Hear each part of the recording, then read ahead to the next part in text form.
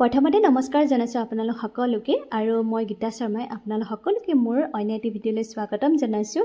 আমি দেওবাৰ দিনে বাসুদেৱ থানলৈ গৈছিলোঁ। তো 2 বছৰ দিন ধৰি যাব পৰা নাছিলোঁ আৰু জামকে আমাৰ মনতটো আছিল। 2 বছৰ দিন ধৰি কিয় যাব পৰা নাছিলোঁ আপোনালোকে ভিডিঅ'টো সম্পূৰ্ণকৈ চাব, তেতিয়া গম পাই যাব। এফালে ওলাই মেলি ৰেডি হ'লোঁ, গাড়ী অহা অকণমান পলম হৈছিল, সেইকাৰণে ইয়াতে ভিডিঅ' কৰিলোঁ, লগতে ফটো মাৰিলোঁ। গাড়ী অহাৰ পিছতে আমি গ'লোঁ আৰু বগীনদীৰ পৰা মা দেউতাকো উঠাই ল'লোঁ, শহুৰ দেউতা আৰু শাহু মা। ফাইনেলি আমি আহি পালোঁ বাসুদেৱ থান। ইয়াতে ল'লোঁ আমি প্ৰসাদ, যিখিনি লাগতিয়াল প্ৰসাদ গোটেইখিনি লৈ ল'লোঁ। আৰু এটা কথা জানেই নহয় আপোনালোক সকলোৱে, বাসুদেৱ থানক নৰুৱা সত্ৰ বুলিও কোৱা হয়। তাৰপিছত আমি সোমাই গ'লোঁ গেটৰ ভিতৰেদি। এইফালে দেখিছে নহয় ল'ৰাটোৰ অৱস্থা পুৰা কাহিলিহি। যেতিয়া গাড়ীত আহিছোঁ নহয় পুৰা বমি কৰি আহিছে বুলি ক'লেও হ'ব।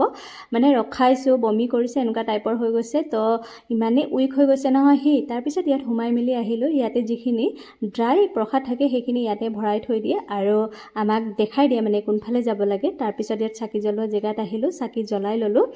তাৰপিছতে 2 বছৰ দিন ধৰি যে যাব পৰা নাছিলোঁ, কিয় যাব পৰা নাছিলোঁ জানেনে গাইজ? যেতিয়া আমাৰ শাহু আইতা ঢুকাইছিলে ন, শাহু আইতা ঢুকোৱাৰ পিছতে শাহু আইতাৰ বছৰকীয়া হৈ গ'ল। তাৰপিছত আকৌ তাৰ এমাহৰ পিছতে মোৰ দেউতা ঢুকালে। দেউতাৰ বছৰকীয়া নোহোৱাকৈ ক'তো যাব নোৱাৰি, মন্দিৰ হওক থান হওক। তো দেউতাৰ বছৰকীয়া হোৱাৰ পিছতহে মানে যাব পাৰিছোঁ। আৰু এইফালে দেখিছে নহয় লাইনত কিমান বেছি মানুহ, লাইন পাতিব লাগিব। কিন্তু এটা সুবিধা আছিল দেই, ফেনৰ ছিষ্টেম আছিল, সেইকাৰণে ভাল হৈছিল। ইয়াতে প্ৰসাদ দিয়ে তেওঁলোকে সেৱা কৰি অহাৰ পিছতে। ইয়াত প্ৰসাদ লৈ ল'লোঁ আৰু ভেড়া ছাগলীটো চাওকচোন ইমান ধুনীয়া লাগিছে নহয়নে? মাটি দিছোঁ নহয়, মাটি দিয়াৰ লগে লগে সি ওপৰলৈ চাইছে। মানে ভেড়া ছাগলী দেখিবলৈ তেনেকৈ পোৱা নাযায় ন, তো বহুত দিনৰ পিছত দেখিছোঁ বুলি ক'লেও হ'ব। তো আজি ভিডিঅ'টো ইমান আছিলে, আপোনালোকে চাই কেনে পালে কমেণ্ট এটা কৰিব। আজিলৈ